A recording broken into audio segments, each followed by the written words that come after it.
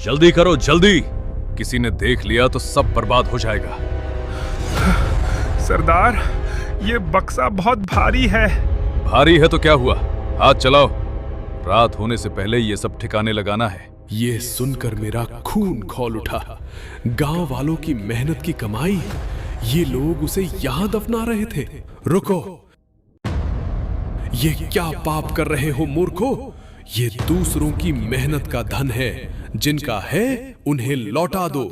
डाकू पहले तो चौंके, फिर एक दूसरे की तरफ देखा। सरदार, ये बूढ़ा देख लिया सब कुछ, अब क्या होगा? हाँ, देख लिया। बाबा, बड़ी गलती की तुमने यहाँ आकर। गलती तो तुमने की है बेटा, अभी भी वक्त है, सारा धन लौटा दो। लौटा दो? ये बूढ़ा कह रहा है लौटा दो। हंसी अचानक बंद हुई, आंखों में खतरनाक चमक आई। अब तू यहाँ से जिंदा नहीं जा पाएगा। अरे हरिया, तुम्हें याद है आज से ठीक 5 साल पहले मोहन सिंह गायब हुआ था? हाँ यार, कैसे भूल सकता हूँ। बेचारा अपनी भैंस ढूंढने गया था और फिर उसने वाक्य अधूरा छोड़ दिया, जैसे आगे के शब्द जबान पर आते ही डर जाते थे। उस जंगल में गया था ना? बस इतना सुनते ही तीनों के चेहरे बदल गए।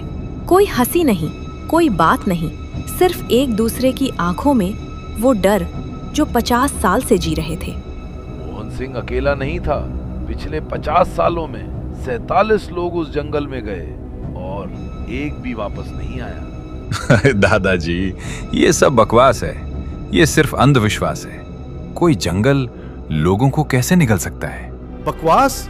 तू क्या जानता है गौरव, तुम्हारे दादा भी उसी जंगल में गायब हुए थे। गौरव की उम्र कम थी, वो इन बातों को अंधविश्वास मानता था, लेकिन आज वो अपनी आंखों से देखने वाला था। सुन बेटा, मैं 70 साल का हूँ, अपनी आंखों से देखा है मैंने।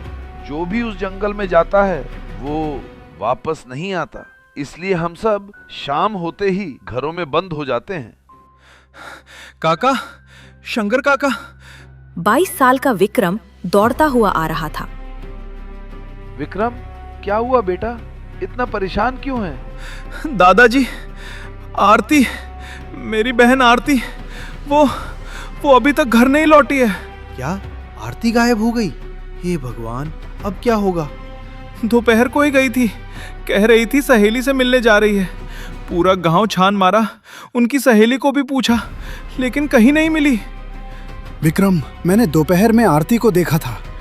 कहाँ देखा काका? शंकर की आंखों में जवाब था, लेकिन जबान नहीं खुल रही थी। वो जंगल की तरफ जा रही थी। विक्रम के चेहरे का रंग उड़ गया। क्या? जंगल की तरफ? हाँ विक्रम, मैंने रोका भी, कहा बेटी उधर मत जाओ, जंगल बहुत ही खतरनाक है। लेकिन वो हंस दी, बोली काका ये सब अंधविश्वास है, बस कुछ फूल चाहिए, ज्यादा अंदर भी नहीं जाऊंगी। इतना कहकर चली गई। वो खुद को माफ नहीं कर पा रहे थे। उन्हें नहीं पता था कि बात यहाँ तक पहुँच जाएगी। हे भगवान, अब क्या होगा? बेटा, अब तू भगवान से प्रार्थना कर। उस जंगल में जो जाता है वो नहीं, मैं उसे ढूंढने जाऊंगा। सभी एक साथ चौंक गए। यह जवाब किसी ने नहीं सोचा था। क्या पागल हो गया है क्या? तू भी उस जंगल में जाएगा? विक्रम, 47 लोग गए, कोई वापस नहीं आया। तू भी जाएगा तो गायब हो जाएगा। वो मेरी बहन है दादाजी, मेरी छोटी बहन। माँ बाप नहीं है हमारे, सिर्फ हम दोनों हैं और दादी माँ। अगर मैं नहीं गया तो कौन जाएगा? मैं उसे यूं नहीं छोड़ सकता। आंखें भरी थीं, लेकिन आवाज नहीं कांपी। सब चुप हो गए। कोई जवाब नहीं था, क्योंकि विक्रम गलत नहीं था। ठीक है बेटा, लेकिन सुबह जाना। रात को वो जंगल और भी ज्यादा खतरनाक हो जाता है। जी दादा, सुबह निकलूंगा।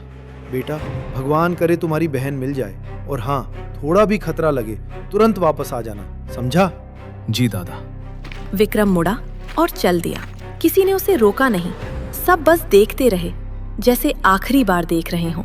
बेचारा लड़का कल जाएगा और फिर अब 48वां नाम उस जंगल की लिस्ट में जुड़ जाएगा। दादी माँ। विक्रम, आरती का कोई पता चला? दादी माँ, आरती जंगल की तरफ गई थी। नहीं, मेरी बच्ची, मेरी आरती, वो उस जंगल में चली गई। दादी माँ, मैं कल सुबह उसे ढूंढने जा रहा हूँ। नहीं, तू वहाँ नहीं जाएगा। तेरे माँ बाप को खोया, अब तुझे नहीं खो सकती। दादी माँ, मुझे जाना होगा। वो मेरी बहन है, मैं उसे यूं नहीं छोड़ सकता। नहीं, न जंगल तुझे भी निगल लेगा। 47 लोग गए थे उस जंगल में, लेकिन एक भी वापस नहीं आया। दादी माँ, वो मेरी बहन है, मैं उसे वहाँ अकेले नहीं छोड़ सकता। मुझे जाना होगा। दादी माँ चुप हो गईं। उन्होंने लंबी सांस ली, फिर एक पुराना संदूक खोला। उसमें से एक फटा हुआ पुराना नक्शा निकाला। अगर तुम जाना ही चाहते हो तो ये लेते जाओ। ये नक्शा तुम्हारे दादाजी ने बहुत पहले संभाल कर रखा था। नक्शा? हाँ, इस पर कुछ लिखा है। शायद ये तुम्हारे काम आ सकता है। विक्रम ने नक्शा खोला। उस पर लाल रंग से लिखा था, जंगल में 2 नियम। सूरज की दिशा मत देखना, वो झूठ बोलता है। अपनी परछाई पर भरोसा मत करना, वो तुम्हारे खिलाफ है। ये क्या मतलब है? पता नहीं बेटा, इसे याद रखना और सावधान रहना।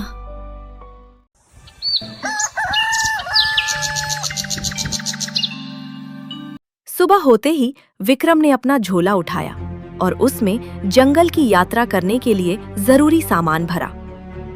ठीक है दादी माँ, मैं चलता हूँ। ठीक है बेटा, तुम अपना ध्यान रखना। भगवान करे तुम आरती को लेकर ही लौटो।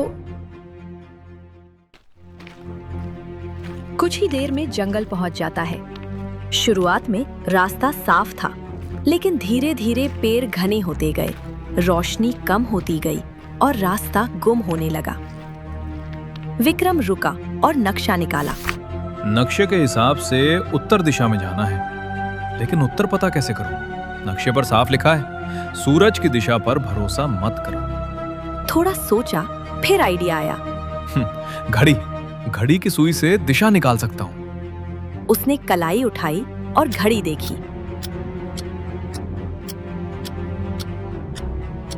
घड़ी की सुई उल्टी चल रही थी, लगातार बिना रुके। ये कैसे हो सकता है? कल रात तक बिल्कुल ठीक थी। घड़ी को झटका दिया, फिर देखा सुई अभी भी उल्टी थी। तभी उसकी नजर जमीन पर अपनी परछाई पर पड़ी और सांस रुक गई। सूरज दाईं तरफ था, परछाई भी दाईं तरफ थी। ये बिल्कुल गलत है। परछाई हमेशा उल्टी दिशा में होती है। जंगल में 2 नियम। सूरज की दिशा मत देखना, वो झूठ बोलता है। अपनी परछाई पर भरोसा मत करना, वो तुम्हारे खिलाफ है। तो मुझे परछाई की उल्टी दिशा में जाना होगा। विक्रम ने परछाई को नजरअंदाज किया और आगे बढ़ता रहा।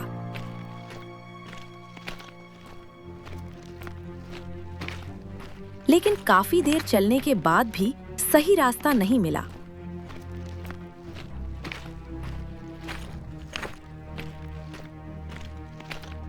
जंगल और घना होता जा रहा था। कोई आवाज नहीं, कोई निशान नहीं।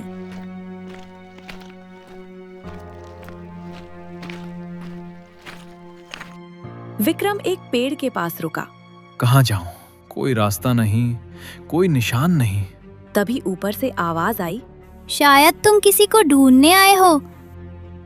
विक्रम चौंक कर ऊपर देखा। एक हरा तोता पेड़ की डाल पर बैठा था। तुम बोल रहे हो? इस जंगल में बहुत कुछ होता है जो बाहर नहीं होता। लेकिन तुम्हें कैसे पता कि मैं किसी को ढूंढ रहा हूँ? इस जंगल में जो भी आता है उसकी बात मुझ तक पहुँच जाती है। तो क्या तुमने मेरी बहन को देखा? वो ठीक है? कहाँ है वो? चलो मेरे साथ। विक्रम एक पल हिचकिचाया। एक बात करने वाले तोते पर भरोसा करना कुछ सही नहीं लग रहा था, लेकिन कोई और रास्ता भी नहीं था। वो तोते के पीछे चल पड़ा।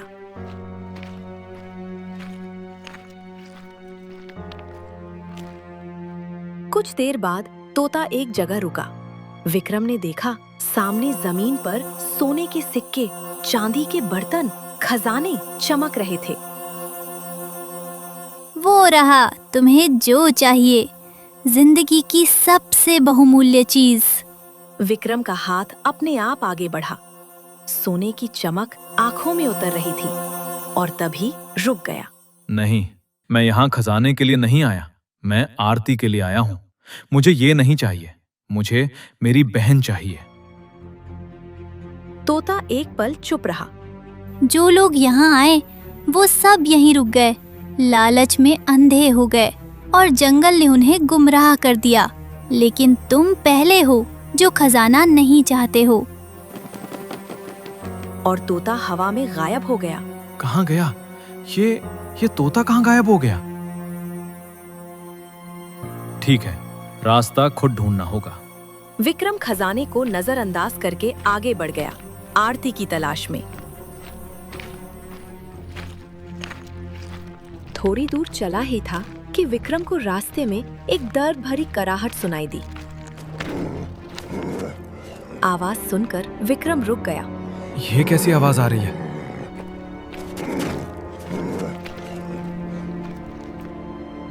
विक्रम पास जाकर देखा तो एक बड़ा खतरनाक भेड़िया एक भारी पत्थर के नीचे दबा पानी के बिना तड़प रहा था।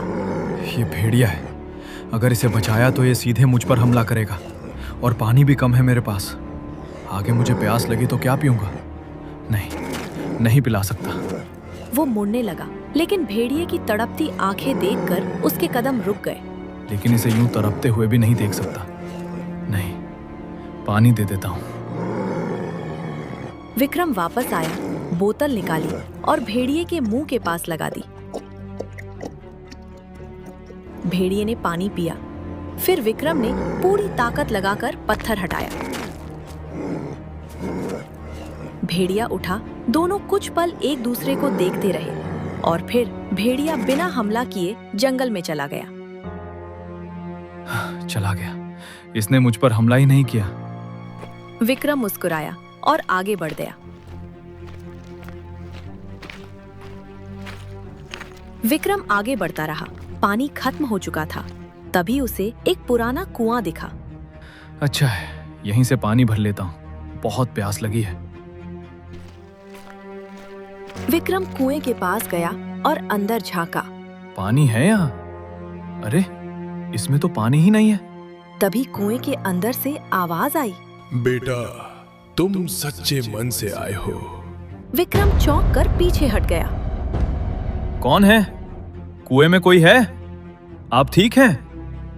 कुछ देर सन्नाटा रहा। फिर कुएं के अंदर से एक गहरी थकी हुई आवाज आई। बेटा, मैं ठीक नहीं हूँ। कौन हो आप? कुएं में कैसे गिरे? गिरा नहीं बेटा, फेंका गया था बहुत साल पहले। क्या? लेकिन इतने साल? मैं इंसान नहीं रहा बेटा, बस एक आत्मा हूँ। इसी कुएं में रहता हूँ, मुक्ति पाने के लिए तड़प रहा हूँ। विक्रम सुनता रहा और संत ने वो पूरी कहानी सुनाई जो उस दिन हुई थी। उस दिन मैं इसी जंगल के रास्ते अपने आश्रम जा रहा था, राम राम करते हुए। मन में कोई डर नहीं था। इस जंगल से कई बार गुजरा था, लेकिन उस दिन। जल्दी करो, जल्दी, किसी ने देख लिया तो सब बर्बाद हो जाएगा। सरदार, ये बक्सा बहुत भारी है। भारी है तो क्या हुआ, हाथ चलाओ। रात होने से पहले ये सब ठिकाने लगाना है। सरदार, इतना माल कहां से लाए इस बार? पास वाले 3 गांवों से। बेचारे किसान साल भर खेतों में मरते रहे और एक रात में सब हमारा हो गया। ये सुनकर मेरा खून खौल उठा। गांव वालों की मेहनत की कमाई, ये लोग उसे यहां दफना रहे थे। रुको, ये क्या पाप कर रहे हो मूर्खों? ये दूसरों की मेहनत का धन है, जिनका है उन्हें लौटा दो। डाकू पहले तो चौंके, फिर एक दूसरे की तरफ देखा। सरदार, ये बूढ़ा देख लिया सब कुछ, अब क्या होगा? हाँ, देख लिया। बाबा, बड़ी गलती की तुमने यहाँ आकर। गलती तो तुमने की है बेटा, अभी भी वक्त है, सारा धन लौटा दो। लौटा दो? ये बूढ़ा कह रहा है लौटा दो। हंसी अचानक बंद हुई, आंखों में खतरनाक चमक आई। अब तू यहाँ से जिंदा नहीं जा पाएगा। ये पाप है। डाकू संत के ऊपर गोली चला देता है। नहीं, ये मत करो, तुम लोग सही नहीं कर रहे हो। राम राम। कुछ ही देर में संत दम तोड़ देता है। सरदार, ये मर गया, अब इसका क्या करें?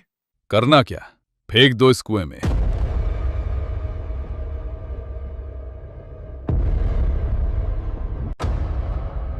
लुटेरे संत को कुएं में फेंक देते हैं। तब से मेरी आत्मा यहाँ कैद है, मुक्ति के लिए तड़प रही है। किसी ने ये जानने की कोशिश नहीं की कि इस जंगल में लोग क्यों मर जाते हैं।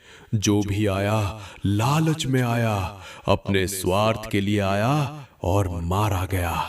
लेकिन तुमने जानवर की मदद की, बिना जान की परवाह किए। खजाना देखकर पीठ फेर ली।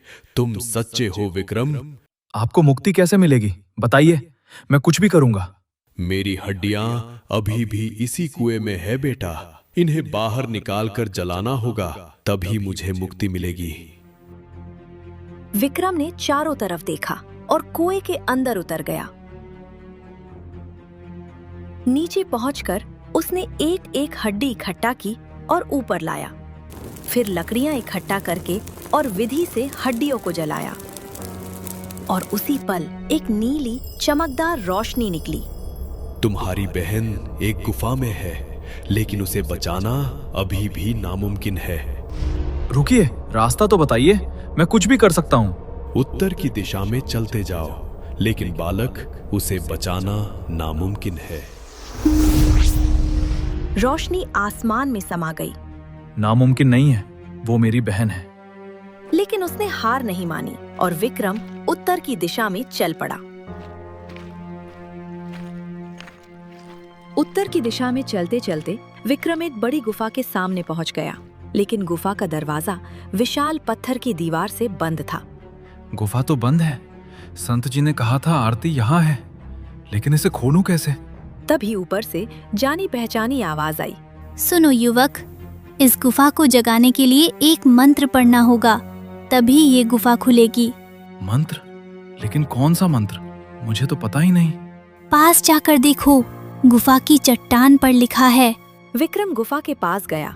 चट्टान पर नजर पड़ी तो पुरानी भाषा में कुछ खुदा हुआ था, लेकिन नीचे हिंदी में अनुवाद भी था।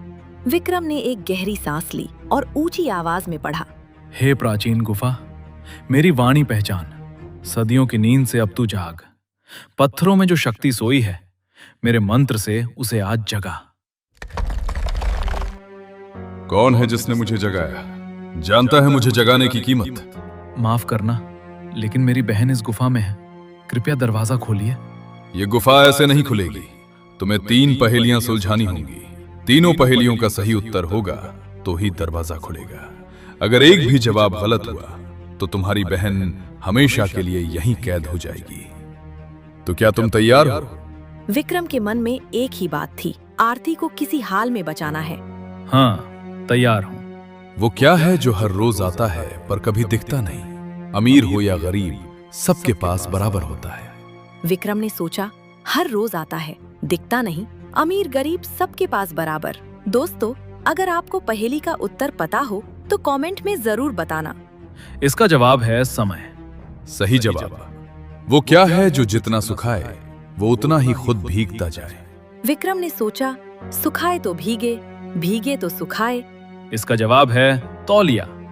सही जवाब। वो क्या है जिसके पास पंख हैं पर उड़ता नहीं, पानी है पर पीता नहीं, पहाड़ है पर चढ़ता नहीं? यह पहेली भारी थी। तुम्हारे पास ज्यादा वक्त नहीं है, बस 10 पल। विक्रम का दिमाग तेजी से चला और तभी विक्रम की नजर नक्शे पर पड़ी। जवाब है नक्शा। नक्शे पर पंख वाले पक्षी हैं पर उड़ते नहीं, नदियां हैं पर पानी नहीं, पहाड़ हैं पर चढ़ नहीं सकते। तीनों जवाब सही हैं। पत्थर का विशाल दरवाजा धीरे धीरे खुलने लगा। विक्रम गुफा के अंदर गया। उसने देखा आरती जमीन पर बेहोश पड़ी है। आरती? विक्रम तुरंत उसके पास गया और उसे होश में लाया। आरती? आरती? आरती की धीरे धीरे आंख खुली। शुक्र है भगवान का। भैया। आरती, तुम ठीक हो? चलो जल्दी इस गुफा से निकलना होगा, वरना फिर से दरवाजा बंद हो जाएगा। दोनों तेजी से गुफा से बाहर निकल आए। जब विक्रम आरती को लेकर गांव पहुंचा तो दादी माँ गांव वालों के साथ विक्रम का इंतजार कर रही थी। दोनों को देखते ही सभी लोग खुश हो गए। मेरे बच्चे, मेरे दोनों बच्चे आ गए। विक्रम ने सभी को पूरी बात बताई। संत की आत्मा, कुएं की हड्डियां, डाकुओं का किस्सा, सब कुछ। सब सुनते रहे चुपचाप। तो इसीलिए इतने साल से ये जंगल लोगों को निगलता रहा। काका, उस जंगल में और भी हड्डियां हैं, उन सभी का अंतिम संस्कार करना होगा। दोस्तों, अगर कहानी अच्छी लगी हो तो एक लाइक कर दो और अगली कहानी और भी मजेदार आने वाली है, इसलिए सब्सक्राइब कर लो।